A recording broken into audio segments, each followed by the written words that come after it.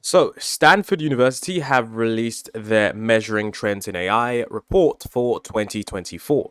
And this is their most comprehensive, up to date analysis. And it arrives at the important moment when AI's influence on society has never been more pronounced. And essentially, this AI index report tracks and visualizes data related to AI, and they try to provide unbiased, rigorously vetted, broadly sourced data in order for policymakers, researchers, executives, journalists, and the general public to develop a more thorough and nuanced understanding of the complex field of AI. So this report should show you where the general trends in artificial intelligence are, and will likely help you inform you about whatever it is that you may be thinking for the future of AI. So there's going to be 10 sections to these, and I will leave timestamps in the bottom of the video. So if you want to look around and skip around, that will be there. So sort of the first things that we have is that industry continues to dominate frontier AI research. We can see here that if we look at 2023 and leading onwards and actually the trends, we can see that industry produced 51 notable machine learning models, while academia contributed to only 15. And there were 21 notable models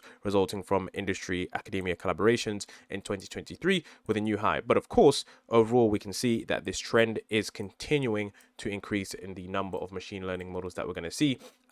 And one thing that I would like to see is I would like to see the government start to get involved in some kind of projects, because I think that, that kind of thing is important because, with private companies leading the way, I'm wondering if there's going to be some crazy power imbalance in the future. Now, in addition, in chapter 1, they talk about how, there were 149 foundation models that were released, which is double the amount in 2022. And of these newly released models, 65% were open source compared to only 44% in 2022 and 33% in 2021. So once again, of course, we can see this trend of AI is continuing to increase. And it's pretty fascinating because, I think one of the things that we love to look at here is that we can see that on the open tab right here, we can see that, we have such a smaller percentage, almost even, 32 to 28. And then we can see here that it's 98 open source models released in 2023. And open source is far outpacing the, ones that are limited. But of course, state of the art limited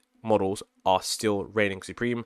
Areas like, GPT-4 and of course the successors, which are probably going to be Claude 4, GPT-5 and Gemini 2. Those models are of course all closed source. But I think it's really interesting to see the trend that open source is just increasingly going to dominate the space. And it's pretty interesting to see how that trend is, increasing. And I'm wondering, considering how Elon Musk has been contributing to that, if that trend is going to increase, because recently there were some regulations. So this is going to be a trend that I will look back on to see if open source continues, because there are some strict regulations about systems. And the reason I state that is because right now open source systems are getting, really good. But I'm wondering what happens when those open source systems get to a level that is pretty powerful. So right here, this is pretty fascinating, because what they actually did was they released the estimated training costs of the models from 2017 to 2023. And we can see that, of course, there is a huge amount of funding going into these models. And GPT-4, surprisingly, they estimated it, according to the AI index, they estimated that GPT-4's training cost was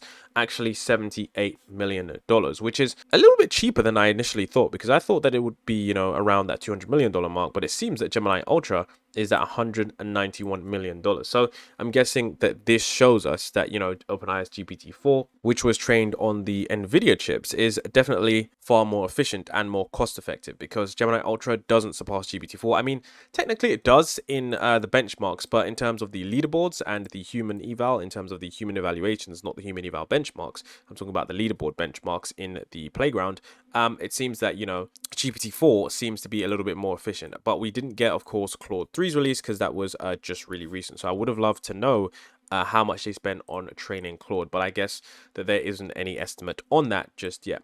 Now, of course, this is pretty interesting, because this is where we take a look at some of the countries that are leading machine learning. And we can see here that in terms of the top countries, we literally have the United States leading the rest of the world by a far margin. I mean, you can see that China is following close behind. France is, of course, close behind as well. And Germany is, of course, still there. But the point is that the United States is, far, far superior in terms of, putting things out. And of course, a lot of people are going to say, well, the United States is a lot bigger. So, of course, but I think the United States culture, the San Francisco area, the competitiveness, all of those factors, especially with their tech industry, just leads them to, far outpace the rest of the world. And like I said before, I wonder if this trend will change in the future. Will China manage to release more and more models? Are they going to be restrictive on certain things? Will France catch up with open source?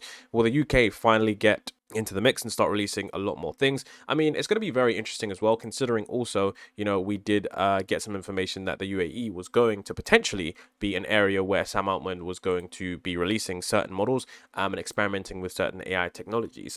He talked about it being a regulatory playground.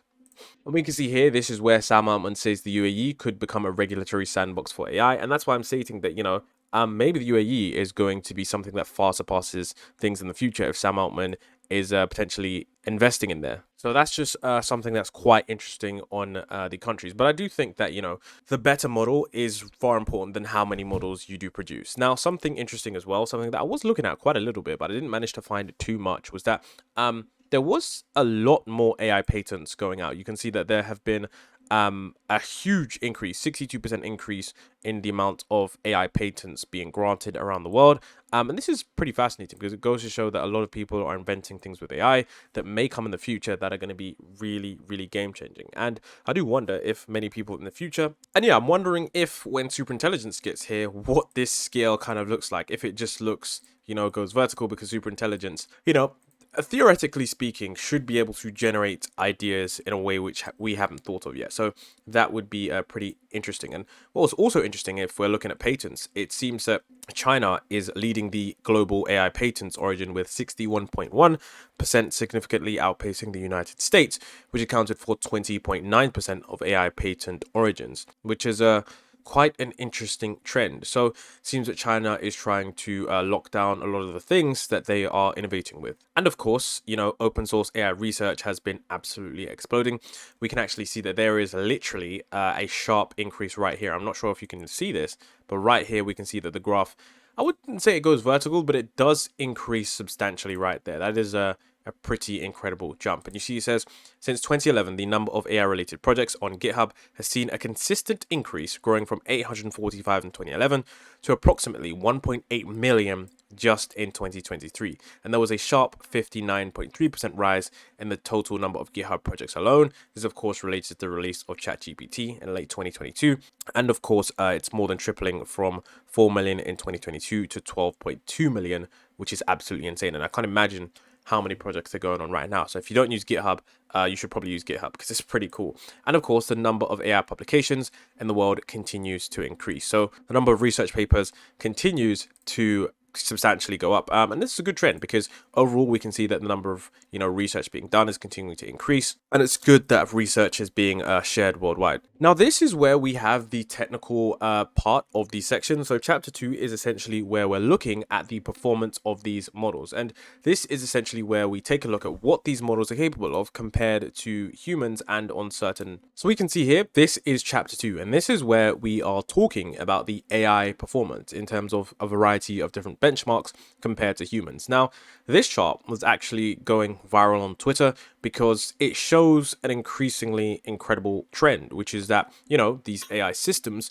across different technical benchmarks shows us that AI systems are increasingly becoming better than humans and performing above the human baseline. You can see that AI has surpassed human performance on several benchmarks, including some in image classification, visual reasoning, and English understanding. Yet it trails behind on more complex tasks like competition level mathematics, visual common sense reasoning, and planning. And we can see here that the trend across the board, as all of these have started, didn't mean to do that, but as all of these have started, we can see that as we get into this area right here, which is 2023 and above, it seems that the human baseline, which is right here, it seems to be getting overtaken. And we can see, image classification, natural language understanding, most of these. And of course, some of these, even the ones that are lagging behind, we can see like with the mathematics and the basic level reading comprehension, we can see some of these that are, quite behind here. And the MMLU, which is the multitask language understanding,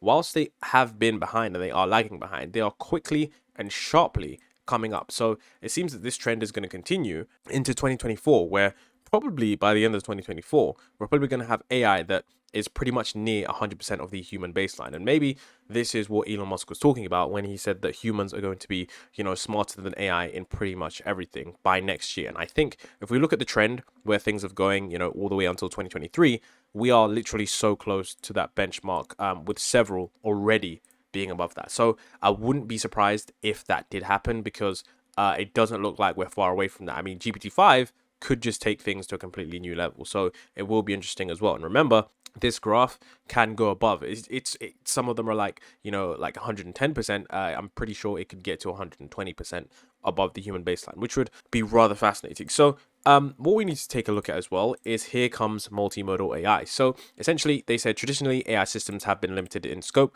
with language models excelling in text comprehension but faltering in image processing and vice versa. However, recent advancements have led to the development of strong multimodal models such as Google's Gemini and OpenAI's GPT-4. These models demonstrate flexibility and are capable of handling images and text, and even some instances can process audio. And that is, of course, Google's Gemini 1.5 Pro. So what we have here, as we can see, that the baseline has continued to increase in terms of multimodal AI's capability all the way to 90.04%, where the human baseline is 89.8%. So it now matches what humans can do. And I'm pretty sure that this baseline is from Gemini 1.5 Pro, but I could be mistaken because GPT-4 is a little bit multimodal, but it doesn't have audio and video like Gemini 1.5 Pro does. Now, so we can see here that we look at the MMMU, and this is different from the MMLU. And we can see that the AI models have reached performance saturation on established benchmarks such as ImageNet, Squad, and Superglue, prompting researchers to develop more challenging ones. In 2023, several challenging new benchmarks have emerged, including the SWE bench for coding, and that one has been recently under some very interesting controversy, which I'll get to later, because some people are alleging that the demo wasn't real, but there are still many open source projects that are doing well on the SWE bench.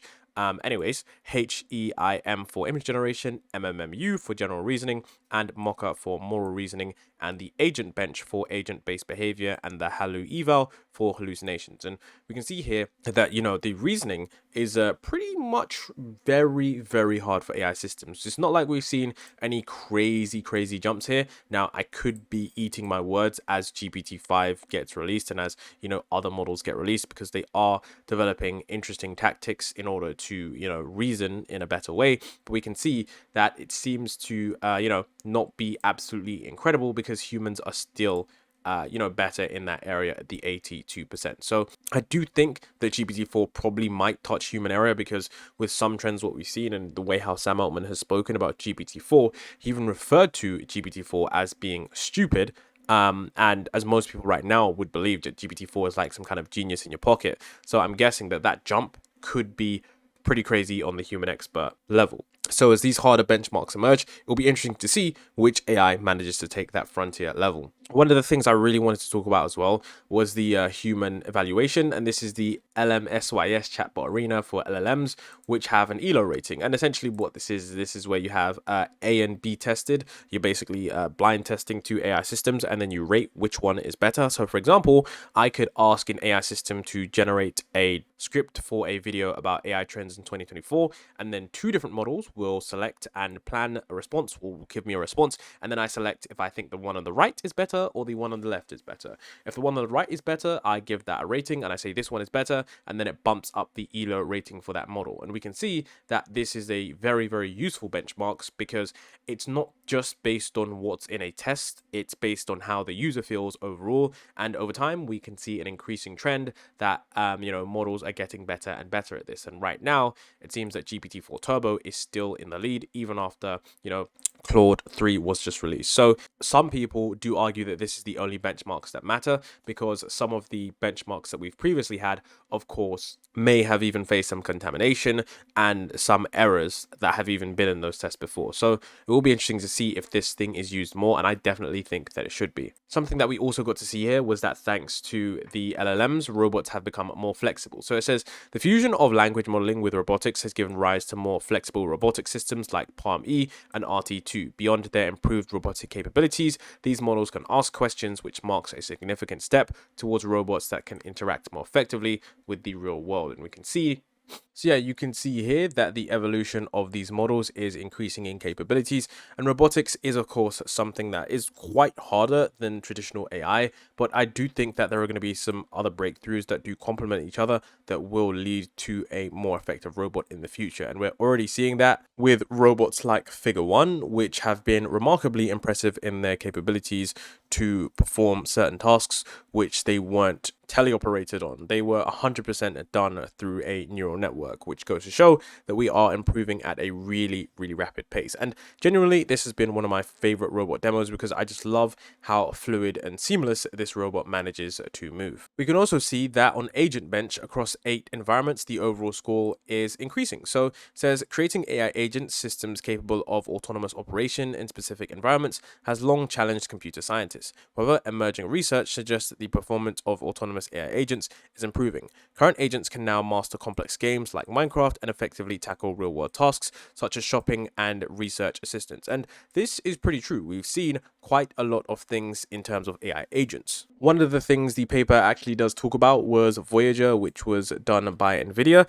and this was something that was really, really fascinating because Voyager's performance improvements over prior state-of-the-art in Minecraft shows that it was a really, really key moment using GPT-4 to increase the reasoning abilities of the agent and to be able to do something in Minecraft that could, learn, explore, and plan in open-ended worlds. And it seems that this is going to be pretty crazy in the future as we get more and more powerful systems that can be utilized.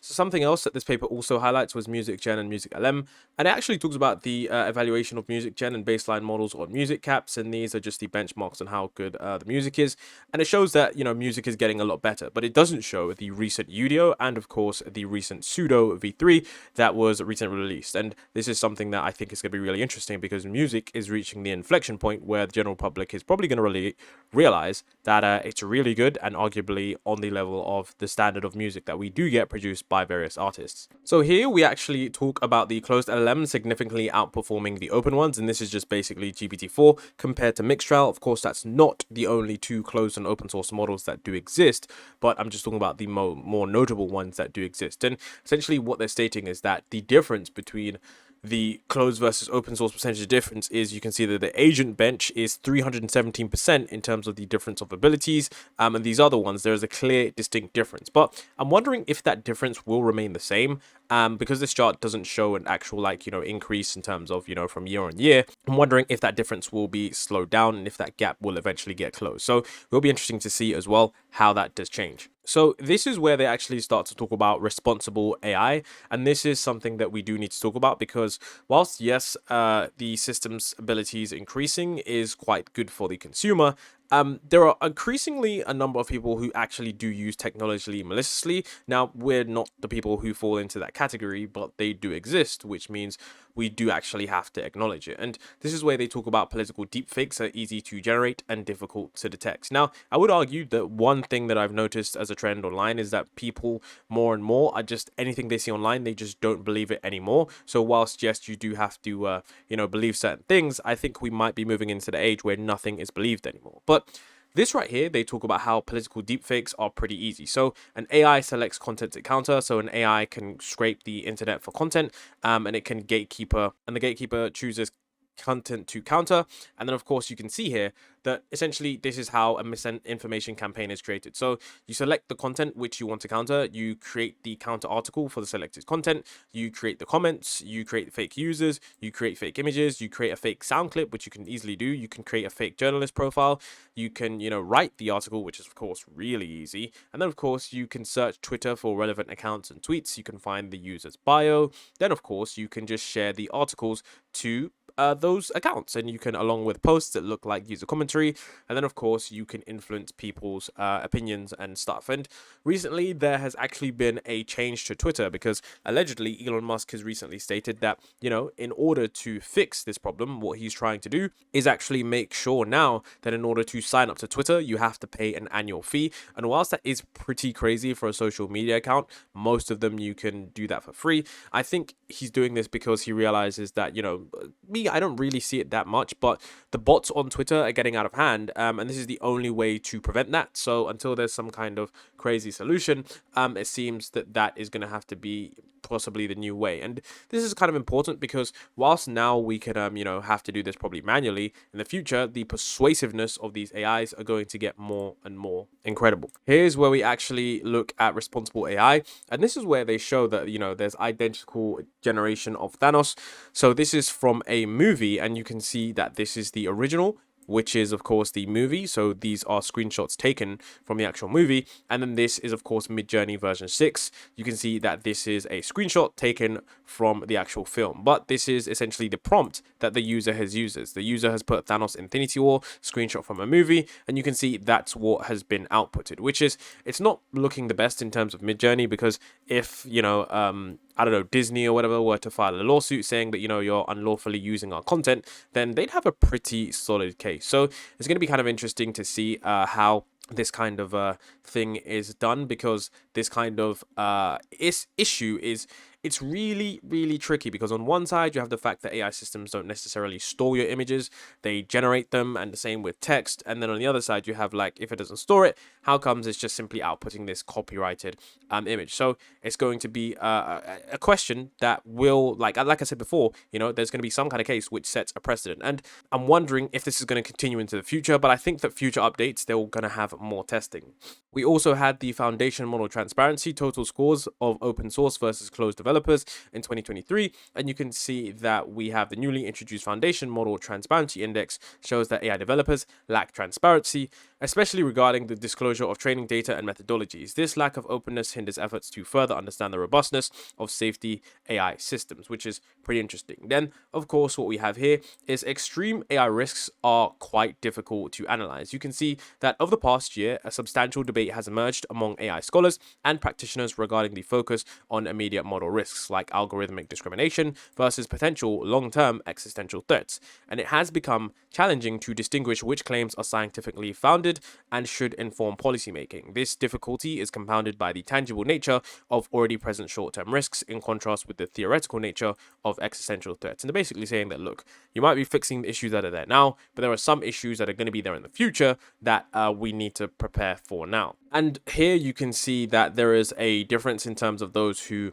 believe that, I guess what we have here is that companies that develop foundation models will be responsible for the mitigation of all associated risk, rather than the organizations using these systems. And I think that is something that you do need to agree with. It's up to people who create the systems, not to people who use the systems, because people are going to use the systems for pretty anything, and it's up to the people who develop that product to make sure it's actually safe before they put it out into the wild. Something that was interesting, and another trend that was actually pretty fascinating, was that the number of reported AI incidents is of course increasing. So it says that according to the AI incident database, which tracks incidents related to the misuse of AI, 123 incidents were reported in 2023, a 32.3 increase from 2022. And since 2013's, AI incidents have grown over by 20-fold. So you can see here that this is actually something that's rather fascinating. Of course, they also talk about a notable example, includes AI-generated sexually explicit deepfakes of Taylor Swift that were widely shared online.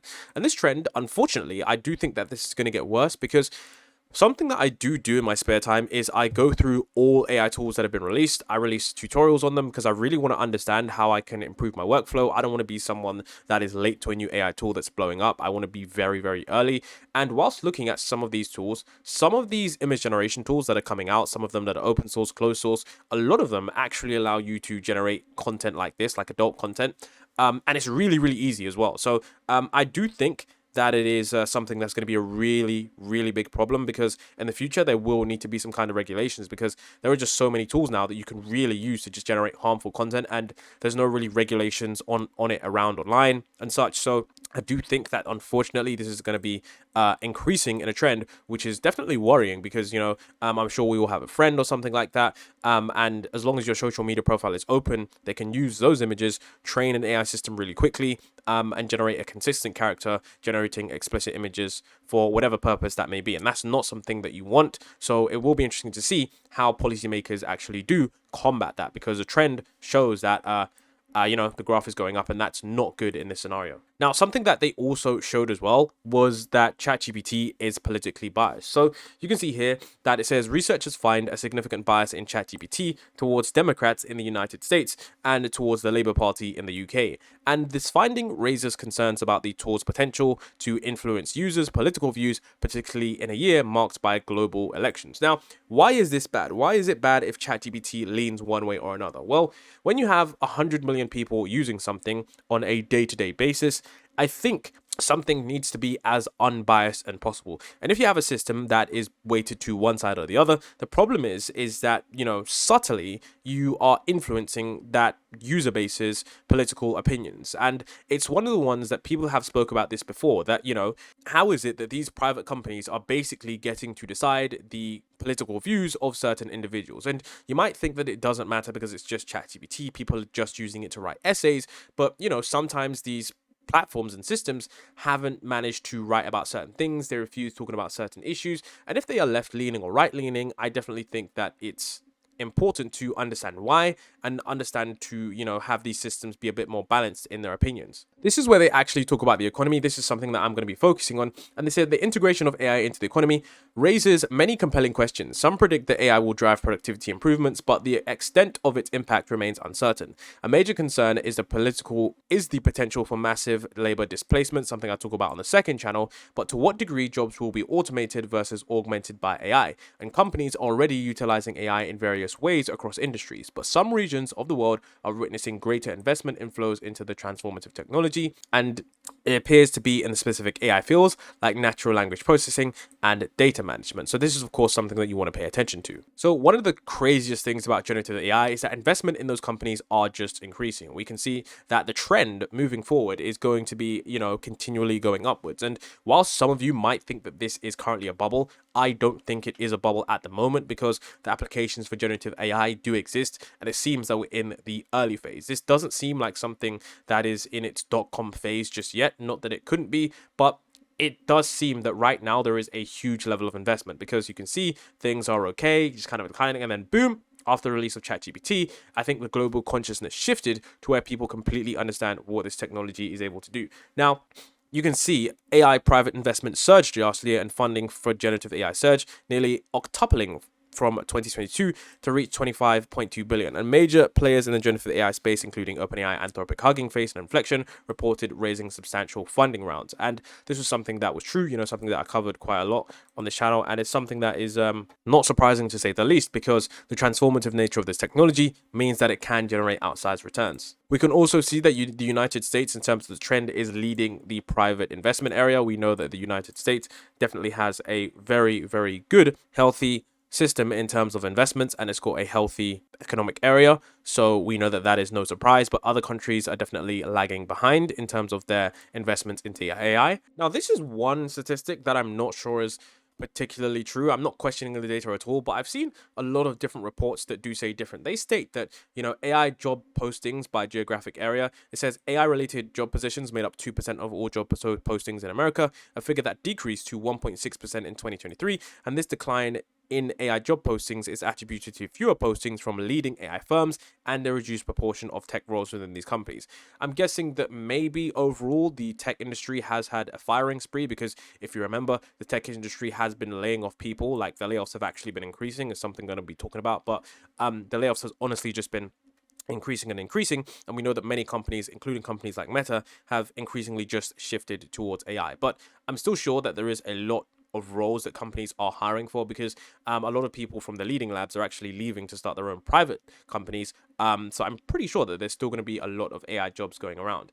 Now, in terms of the economy and how it's affecting jobs and companies, AI, a new McKinsey survey reveals that 42% of surveyed organizations report cost reductions from implementing AI, including generative AI, and 59 report revenue increases. Compared to the previous year, there was a 10 percentage point increase in respondents reporting decreased costs, suggesting AI is driving significant business efficiency gains. So whilst it might be underreported, there is definitely productivity gains from generative AI, and this is something that many companies are using in order to boost and increase revenues. We can also see that a 2023 McKinsey report reveals that 55% of organizations now use AI, including generative AI, at least in one business unit or function. So that is something that is increasing. And something that is crazy is that China is dominating the industrial robots. It says, since surpassing Japan in 2013 as the leading installer of industrial robots, China has significantly widened the gap with the nearest competitor nation. In 2013's, their installations accounted for 20% of the global total, and that share rose to 52% by 2022. So China,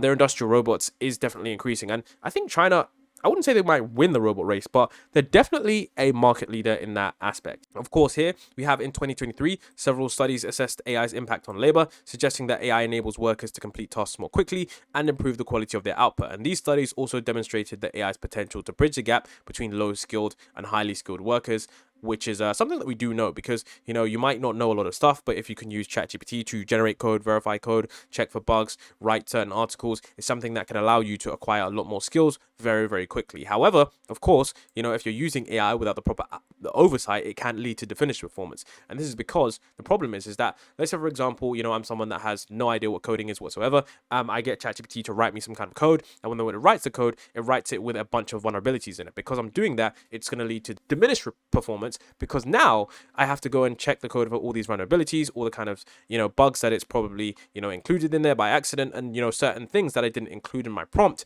that someone with a more comprehensive understanding would have used. And of course, there is an increase in the number of Fortune 500 companies mentioning AI from 2018 to 2023. In chapter 5, we have science and medicine, and there is a lot that I think that will happen for science and medicine in the future. So it's going to be really fascinating to see what the future holds. And in 2022, AI began to advance scientific discovery, and in 2023, we saw the launch of even more significant science-related AI applications, from AlphaDev, which makes algorithmic sorting more efficient, to Genome, which facilitates the process of materials discovery. We can also see that in 2023, several medical systems were launched, including Evescape, which enhances pandemic protection, AlphaMissense, which assists AI-driven mutation classification, and AI is increasingly being utilized to propel medical advancements. We can see a nice increase in the predicted mutations, which leads to greater understanding of what's to come. Of course, something that is pretty crazy, over the past 2 years, AI systems have shown remarkable improvement on the MedQA benchmark, a key test for assessing AI's clinical knowledge.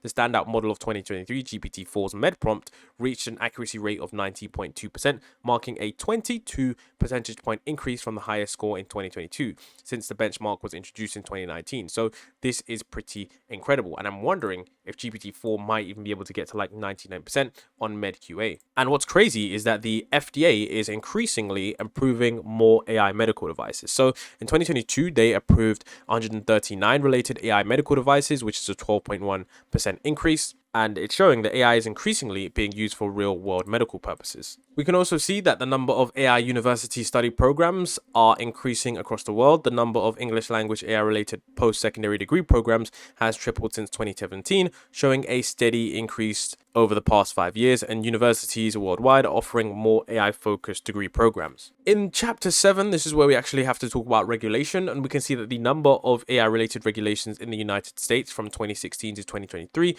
are of course steadily increasing, and I do expect this to increase as the capabilities get better and as they get more strange, because some of these AI systems just have strange applications that are really hard to, so I do expect this trend to continue into 2024. You can see that there are an increasingly number of AI related regulations in the EU from 2017 to 2023, and in 2023 policymakers on both sides of the Atlantic put forth substantial AI regulatory proposals. The EU reached a deal on terms of the AI Act, a landmark piece of legislation enacted in 2024. Meanwhile, President Biden signed the Executive Order on AI, the most notable AI policy initiative in the United States that year. You can also see that 2023 witnessed a remarkable increase in AI-related legislation at the federal level, with 181 bills proposed, more than double the 88 proposed in 2022. So, the AI, space is going to become increasingly more regulated, but I'm wondering if that regulation is going to stifle innovation. I hope not, because that can happen.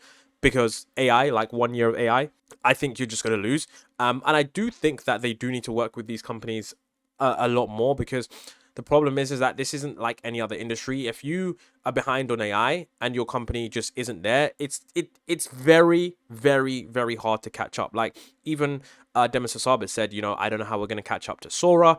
And there's other companies that are just really, really behind, and it's because AI just increases, exponentially. And when we have these exponential increases, these bills and these laws from, people in Congress and people in politics that don't truly understand what's going on, it's a little bit problematic in terms of, the speed of development. And one case of this where I think it was India, where they said that, you were going to need to get some kind of approval, some kind of whole verified system before, getting your LLM to be produced. Then of course they did scrap it, but, quickly, luckily they were able to realize, that this was an issue. And a lot of people were stating that, wow, they're going to be, stuck for quite some time. But, yeah, so it seems that, as long as, these companies kind of work with policymakers to ensure that the kind of legislations that they input don't stifle innovation, I think this is a good thing, because trust me when I say you don't want the negative impacts of generative AI, because the amount of fraud that's going to be able to be done, it's going to be able to be mass scale, the amount of voice cloning, the amount of, images generated of you or your loved ones, the amount of impersonation, it's just going to be out of control. So there definitely needs to be some kind of policymakers that do something that does actually change the landscape. In chapter 9, it actually does talk about perceptions in AI. You can see that the global opinions on the impact of AI. Some people where, you ask AI will impact how you do your current job in the next 5 years. You can see that most people believe that this is true. Some people say that it's not likely. And I think that this is pretty true. AI, whilst it's crazy, it won't impact certain industries. Just trust me, like it just won't. Like it just doesn't have an application. I know people think it will, but just some industries it completely won't. But of course you have this category, which is quite concerning, that AI will replace your job in the next currently 5 years. And I do think that there is definitely going to be some replacement going on, but it's just something that's just not widely discussed enough. And I think this chart right here goes to show how crazy this is, because it shows how much people know what ChatGPT is. An average across the board, we can see that it's pretty much 60%, which is, I don't know, it's kind of surprising, because it's like, if 60% of people know about an AI tool and 40% don't, that's still 40% of people that, might not need to use it for whatever reason. But, compared to the people that might need to use it, it still shows you that, whilst if you're in this space and you're paying attention to certain tools, you can definitely use it and get ahead. So with that being said, let me know if you enjoyed this coverage of the AI report for 2024. I think it's going to be really interesting to see how some trends change, because we do know that agents are going to be the main focus of 2024.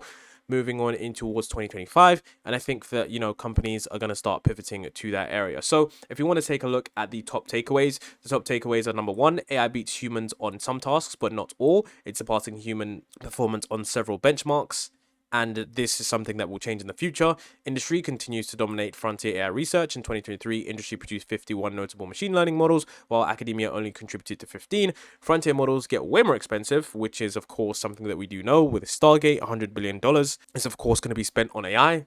The US, China, EU, and UK are the top leading source of AI models. Robust and standardized evaluations for LLM responsibility are seriously lacking, which is something that, is trying to be increased. But it's something that the problem is that, the companies don't have any incentive to do this, because, investors don't get a return based on how responsible your AI is. It's kind of like a meme at this point. Generative AI investment has been skyrocketing. AI does make workers more productive and leads to higher quality work. Scientific progress accelerates even further thanks to AI, and the number of AI regulations in the US has sharply increased, and people across the globe are more cognizant of AI's potential impact and, of course, more nervous. Now, if you enjoyed the entire report, let me know what you think in the description if I missed anything, and I'm excited to see what you think some of the predictions are for 2025 and forward into the future.